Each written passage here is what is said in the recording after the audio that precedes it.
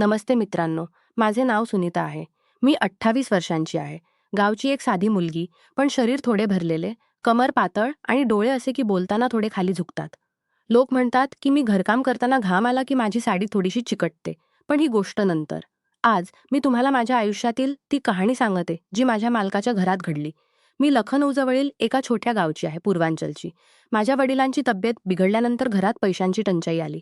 शेतही लहान होते. म्हणून मी नोकराणीचे काम शोधायला लागले. एक दिवस गावच्या मोठ्या जमीनदार राघव सिंह यांच्या घराची बातमी मिळाली. त्यांचे घर गावातले सर्वात मोठे होते. जुनी हवेलीसारखे विशाल अंगण, 4 खोल्या आणि वर छतावर कबूतर उडत राहायचे. लोक सांगायचे की राघव साहेब 35 वर्षांचे आहेत. पत्नी अनेक वर्षांपूर्वी वारली आणि आता एकटे राहतात. खूप शांत आणि सोपा माणूस. पण गावातल्या बायकांमध्ये चर्चा होत असे, अरे तो एकटा आहे. तरुण नोकराणी ठेवली तर. पहिल्या दिवशी जेव्हा मी त्यांच्या घरात गेले तेव्हा मी कमरेला थोडी घट्ट साडी घातली होती. राघव साहेब अंगणात बसून वर्तमानपत्र वाचत होते. त्यांचे डोळे माझ्यावर पडताच क्षणभर थांबले. मी खाली वाकून नमस्कार केला आणि म्हणाले, साहेब, मी सुनीता तुमच्या घरात काम करायला आले आहे. त्यांनी हळू हसत म्हणाले, ठीक आहे, आत ये. आईच्या जागी तू सर्व सांभाळ. त्या दिवसापासून माझे आयुष्य त्यांच्या घरात सुरू झाले. मी सकाळी 8 वाजता पोहोचायचे. त्यांच्यासाठी चहा बनवणे, कपडे धुणे, घर स्वच्छ करणे, जेवण तयार करणे, हे सगळे. सुरुवातीचे काही दिवस सगळे सामान्य होते. पण हळूहळू छोट्या छोट्या गोष्टी घडायला लागल्या, ज्यामुळे मनात वेगळे विचार यायला लागले. एक सकाळी मी त्यांच्या बेडरूममध्ये झाडू मारत होते. ते नुकतेच उठून गंजीत बसले होते. त्यांचे हात थोडे जाड आणि बळकट दिसत होते. मी खाली वाकले होते आणि साडीचा पल्लू थोडा सरकला होता. त्यांची नजर माझ्याकडे गेली, मी ते जाणवले. पण त्यांनी लगेच नजर वळवली आणि म्हणाले, सुनीता, आज खूप उष्णता आहे. जास्त पाणी प्या. मी आतून थोडी हसले. हो साहेब, उष्णता खूप आहे. मी हे असे बोलले जणू काही नसल्यासारखे. पण खरंतर त्या उष्णतेचीच गोष्ट करत होते. हळूहळू आमच्यात बोलणे वाढू लागले. संध्याकाळी मी त्यांच्यासाठी दूध गरम करून नेऊन ठेवायचे. तेव्हा ते मला आपल्या जुनी आठवणी सांगायचे. त्यांच्या पत्नीबद्दल, कशी ती त्यांच्याबरोबर शेतात जायची. कधी-कधी ते माझ्या गावाबद्दल विचारायचे. तुझा कोणी आहे का सुनीता? लग्न का झाले नाही अजूनपर्यंत? मी लाजून म्हणायचे, कोणी नाही साहेब, जे होईल ते पाहू. आणि हे बोलताना माझे डोळे त्यांच्या चेहऱ्यावरच राहायचे. त्यांचा चेहरा सुंदर होता, लांब दाढी, खोल डोळे. एक दिवस जोरदार पाऊस झाला. मी घरी जाणार होते. पण पाणी इतके आले की रस्ता बंद झाला. राघव साहेब म्हणाले, आज इथेच राहा. वर छतवाली खोलीत. मी थोडी घाबरले. रात्री एकटी त्यांच्या घरात, पण नकार कसा द्यायचा? रात्री मी वरच्या खोलीत झोपले होते. खाली त्यांच्या खोलीतून काही आवाज येत होता. कदाचित ते पाणी प्यारवाजा उठले असतील. अर्ध्या तासानंतर मला वाटले की कोणी दरवाजाजवळ उभे आहे. मी डोळे उघडले तर राघव साहेब बाहेरून पाहत चालले गेले. माझे हृदय जोरात धडधडले. मी चादर थोडी वर ओढली आणि विचार करू लागले. ते काय विचार करत असतील? पण ते फक्त हे बघायला आले होते की कारण पावसात छत गळत होते?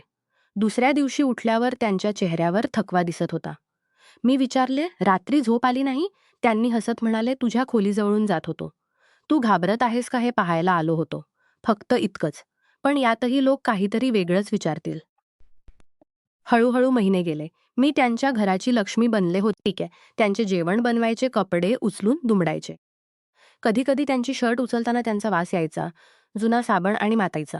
एकदा त्यांच्या शर्टचा बटन माझ्या हातात आले. मी त्यांना दिले आणि म्हणाले, साहेब, यातला एक बटन निघाले आहे. मी शिवून देते. हात थोडा वेळ माझ्या हातात ठेवला. त्यांच्या बोटांना ऊब होती. त्या क्षणी दोघांच्या मनात काहीतरी घडले असेल, पण कोणी काही बोलले नाही. गावात अफवा पसरू लागल्या. लोक म्हणायचे, सुनीता आता त्या हवेलीची मालकीण बनली आहे. एक दिवस माझी सहेली रुक्मिणी आली आणि कानात म्हणाली, अरे सुनीता, खरं सांग, काहीतरी चालू आहे का? मी हसले आणि म्हणाले, वेडी आहेस का? साहेब खूप चांगले आहेत. फक्त बोलतात. पण खरं तर बोलणे बदलत होते. राघव साहेब मोठ्या भावाने त्यांच्या वाट्याचे शेत घेतले होते. पैशांची चिंता होती. मी त्यांना ऐकायचे आणि कधीकधी त्यांच्या खांद्यावर थापटायचे.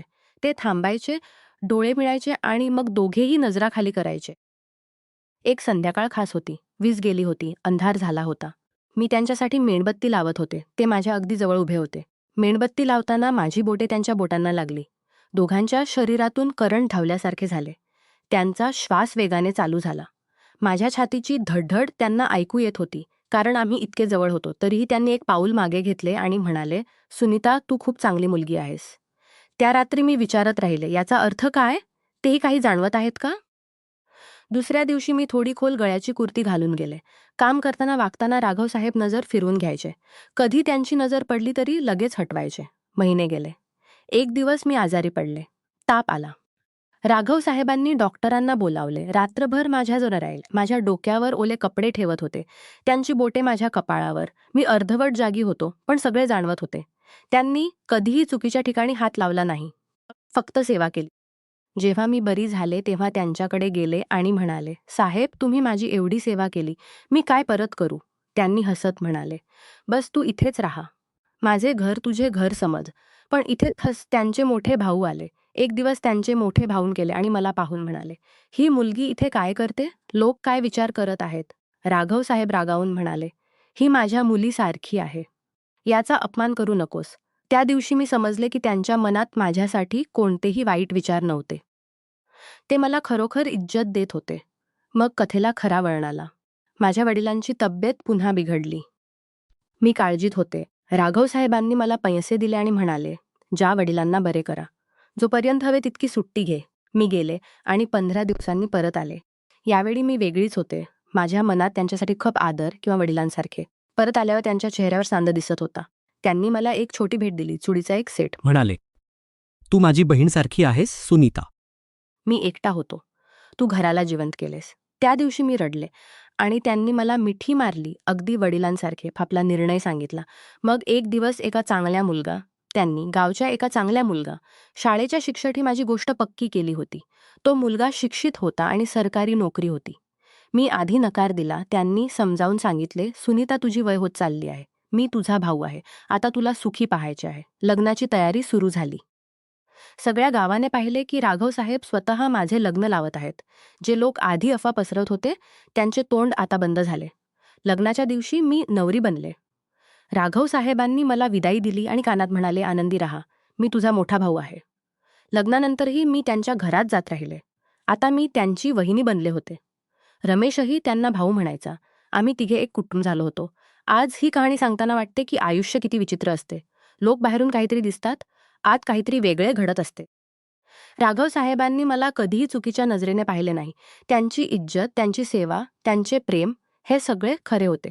आणि मी त्यांच्या आयुष्यातील सर्वोत्तम नोकराणी तर सर्वोत्तम बहीण बनले. जे लोक या कहाणीत काहीतरी दुसरेच विचार करत होते, त्यांच्यासाठी हा शेवट चांगलाच आहे. कारण खरा मजा सत्यात आहे. प्रेम आणि इज्जतीचे नाते सर्वात सुंदर असते. बस, हीच माझी कहाणी आहे मित्रांनो. थोडी लांब, देसी आणि मनापासून.